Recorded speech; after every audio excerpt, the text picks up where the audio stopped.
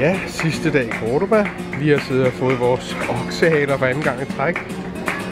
Og temperaturen er nok en 25 grader, og klokken er 9:30. Så er der lidt lokal underholdning.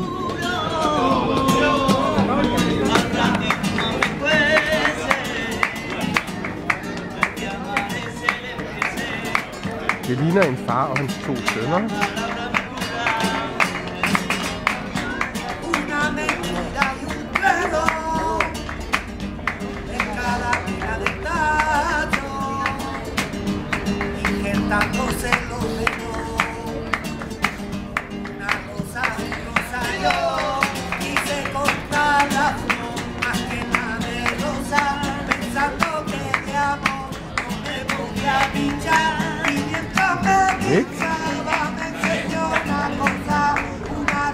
Totalt afslappet.